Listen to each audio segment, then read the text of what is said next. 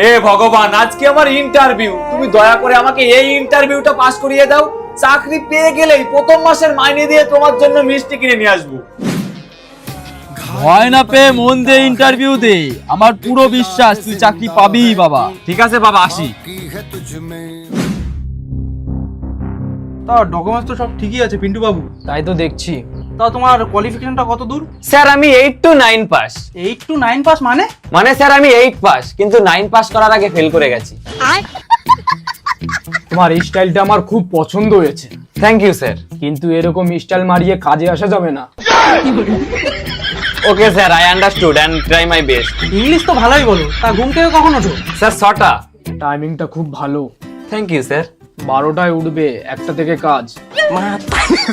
Okay sir. নেশা করো? না স্যার, নেশা করি না, নেশা একদম করি না স্যার, নেশা করি না। বাইরের রাস্তাটা ধরো, এখানে নেশাখোর ছেলে ছাড়া এলাও নেই। না না স্যার, আমি বলতে চাইছি আমি নেশা করি না, নেশা আমাকে করে। এখনো আমি নেশা করে আছি। মাতালের মতো অ্যাক্টিং করবো স্যার, দেখবেন আপনাদের উপর লাভ মারবো, দেখবেন স্যার। না, কোনো দরকার নেই। আপনি পাস করেছেন, বাই দ্য ওয়ে আপনি ভালো অ্যাক্টিং করেন। ধন্যবাদ স্যার। কিন্তু আমার অ্যাক্টিং একদম পছন্দ না। আর কাজের মধ্যে অ্যাক্টিং মারালে 60টা ভাঙা চট দেবো। আমি খেয়াল রাখবো স্যার, আমি খেয়াল রাখবো। Congratulation, you are selected. Thank you sir, thank you. কাল একটা আমি তার আগেই চলে আসবো স্যার।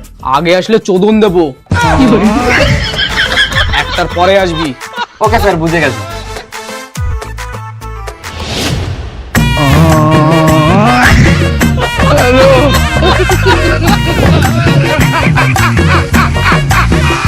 স্যার বলছি আজকে খুব কষ্ট হয়ে গেছে। কালকে তোকে কি বলেছিলাম? বলেছিলাম না আমার সামনে নাটক চুদাবি না? চুপচাপ কাজ কর, নাহলে আজকের বাইরে কেটে নেবো।